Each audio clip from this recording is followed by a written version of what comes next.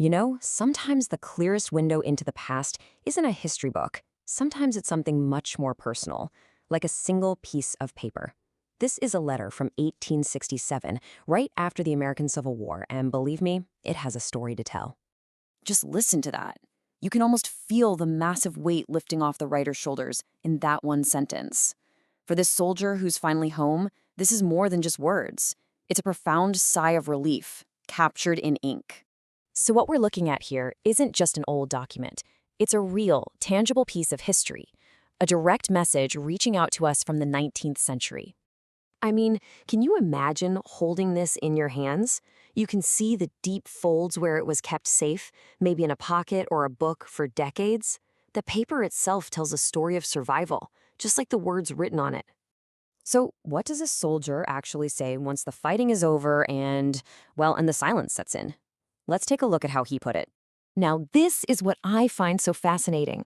Look at the spelling. It's written phonetically, exactly how the soldier would have spoken it. This isn't some polished textbook. This is a real, authentic voice. And boom, just like that, with a simple transcription, the meaning becomes crystal clear. This is exactly how historical archives can bridge that gap between their time and ours. He talks about his 18 months following the old flag with so much pride, hoping all the returning soldiers will make themselves useful to society in building up our country. This was during Reconstruction, a time of intense national rebuilding, and his focus, even after everything he'd seen, was on moving forward. It's pretty incredible.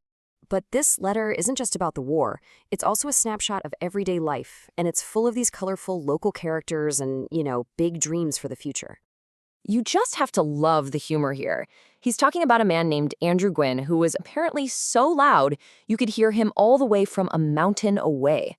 It's these little personal details, that really bring the past to life.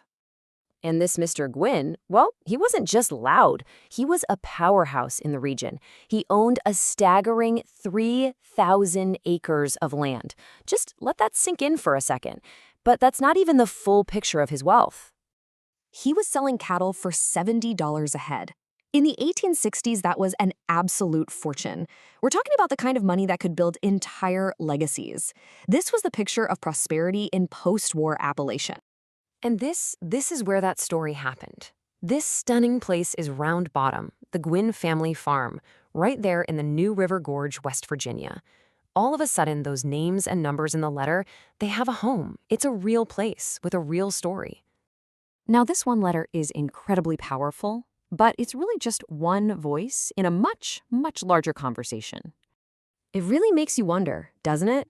If one single letter can tell us this much, what other stories are just out there waiting to be discovered? Well, here's the answer.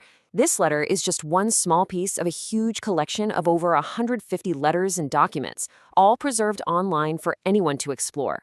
It's an entire family's history, a window into what life was really like in the 19th century. These documents, they're part of our shared history, preserved for all of us to learn from. So the question isn't just what other stories history holds, but which one are you going to discover first?